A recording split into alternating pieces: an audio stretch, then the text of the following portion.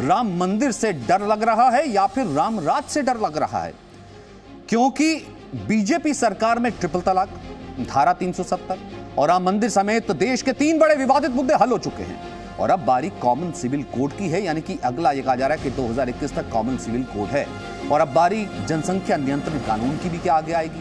देश से धार्मिक अतिक्रमण हटाने की क्या बारी आएगी? इसलिए जी न्यूज़ आज सवाल पूछ रहा है, विरोधियों को राम मंदिर से डर है या फिर राष्ट्रवाद से?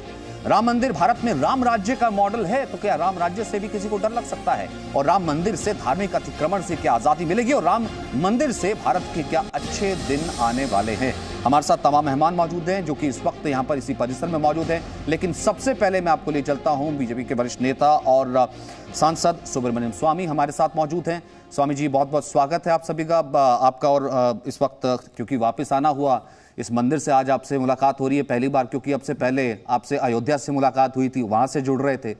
सर, आपने याचिका दायर की है जो धार्मिक स्थल एक्ट है 1991।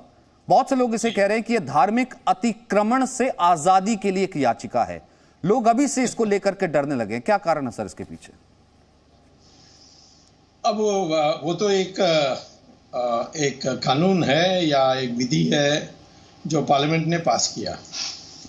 सुप्रीम कोर्ट का अधिकार है कि ये इसकी जो धाराएं हैं ये हमारे संविधान के विरोध में है, परस्पर विरोध है, या उसका संविधान की जो दी हुई मूलभूत अधिकारों का उल्लंघन है, ये सुप्रीम कोर्ट ही देख सकता है। अभी तक किसी ने इसको चुनौती नहीं दी थी। मैं इसीलिए, क्योंकि अभी सारे साधु संतों ने एक समिति बनाकर मुझे अध्यक्ष बनाया है काशी विश्वनाथ की मुक्ति के लिए, और इसीलिए मैं सोचता हूँ कि काशी विश्वनाथ की मुक्ति के लिए पहले ये जो 1999 या 1991 में जो कानून पास हुई थी पार्लियामेंट में, वो हमारी रास्ते में बाधा है कि नहीं। इसके लिए मैं सुप्रीम कोर्ट में मैंने केस डाला। वो मेरे ख्याल में 14 तारीख को आने वाली है सुप्रीम कोर्ट के सामने। उसमें इतना ही है कि मैं ये कहता हूँ कि जब मेरा मूलभूत अधिकार है, जहाँ आस्था कहती है कि भगवान खुद वहाँ उपस्थित हुए हैं, राम मंदिर के लिए राम पैदा हुए, तो इसीलिए वो मूलभूत अधिकार है। मुझे आस्था है कि राम वहाँ पैदा हुए, मेरी आस्था का कोई चुनौती नहीं दे सकता है, और इसीलिए मेरे मूलभूत अधिकार के अनुसार फैसला होनी चाहिए। तो लगभग उसी दिशा में कोर्ट ने जाकर फाइनली ये फैसला की थी। अब मैं ये कह रहा हूँ कि काशी विश्वनाथ में शिव भगवान ने ज्योतिर्लिंग स्थापित की, यानी उन्होंने खुद ज्योतिर्लिंग को जमीन में खाड़ के रखा, और सोमनाथ में भी किया।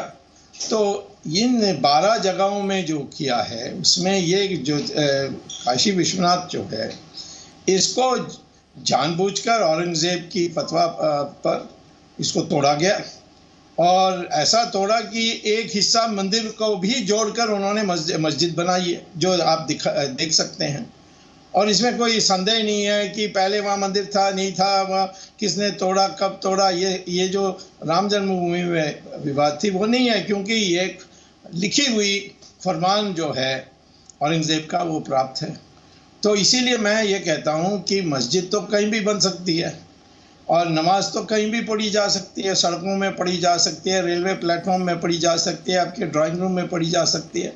तो इसको एक दूसरे जगह में आप बना लीजिए, और हमें ये जो ज्योतिर्लिंग का जो जगह है, इसको हमें दोबारा उसको काशी विश्वनाथ को निर्माण करना चाहिए। 2-3 बार हुआ था, और भी पहले औरंगजेब के पहले भी लोगों ने बाहर से आकर यहाँ तोड़ कर गए, फिर हमारे राजाओं ने इसको दोबारा बनाई, फिर तोड़ा गया। लेकिन स्वामी जी, फिर ये तो बहस अगर शुरू हुई, फिर तो बहस जो कुल मिलाकर के जो संख्या कुछ जो कई रिसर्चर्स देते हैं, स्कॉलर्स देते हैं कि जिस वक्त अतिक्रमण हुआ तो ऐसी संख्या तो 60,000 के करीब ऐसे मंदिर है।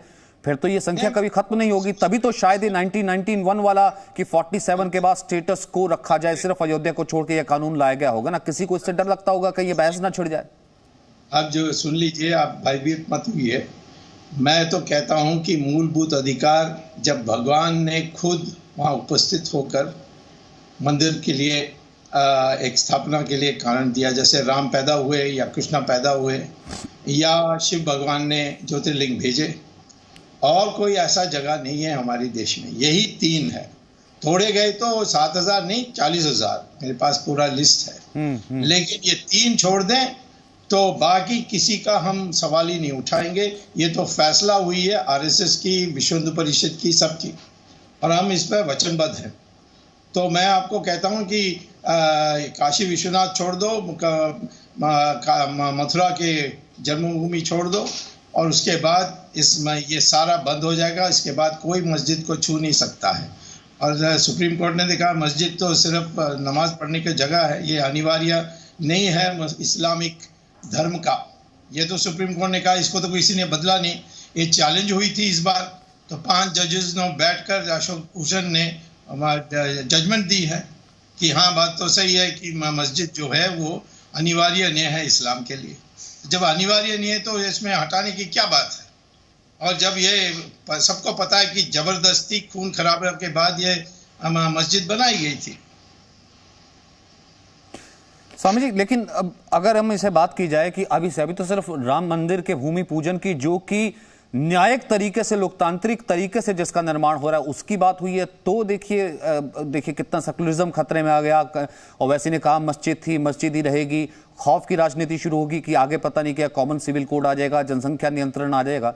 तो ये डर किस चीज का? ये डर मंदिर का था या फिर उसके बाद ये चीजें जो आ जाएंगी, जिसे मैं कहता हूं कि रामराज हो जाएगा, सब बराबर हो जाएंगे, उससे डर था? डराने वाले लोग तो यही बोलते हैं ना कि इसके ये तो अभी मस्जिदों को हटाने की बात है, बाद में कहेंगे इस्लाम को हटा दो। ये सब तो डराने की बात है। हमारे संविधान में जब तक संविधान है ऐसी कोई चीज़ हो नहीं सकती। और जो भी हम करते हैं हम कानून के अनुसार करते हैं। हम तो कोई मस्जिद जैसे मंदिरों को तोड़कर बनी है ऐसे तो नहीं हम इसके पक्ष में हैं। मैं तो जब बाबरी मस्जिद ध्वस्त हुई तो मैं तो था नहीं वहाँ। मैंने शुरू से कहा, और नरसिम्हा राव की सरकार में मैं मंत्री पद में भी था, और उस समय यही कहा था कि ये सब कोर्ट के ज़रिए होनी चाहिए। और कोर्ट के ज़रिए हुई। कितने साल हमने इंतज़ार किया। तो आज मैं ये कहता हूँ कि कोई ज़बरदस्ती कुछ नहीं होने वाली है। मुसलमान और हिंदू दोनों इस देश के नागरिक हैं।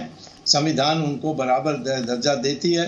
परंतु जो हुआ है अपमान, जो हुआ है अत्याचार हमारे इतिहास में, उसको ठीक करने के लिए आज के मुसलमान जो पूर्वज हैं उनको उनसे अलग होकर के हमारी साथ सहानुभूति व्यक्त करनी चाहिए।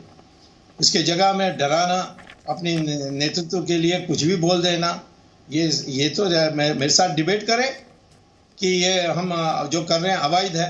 अब मैं तो सुप्रीम कोर्ट में जाकर कह रहा हूँ कि ये जो कानून बनी थी नरसिम्हा राव के काल में, वो उसमें ये राम मंदिर के लिए उन्होंने एक एक्सेप्शन किया।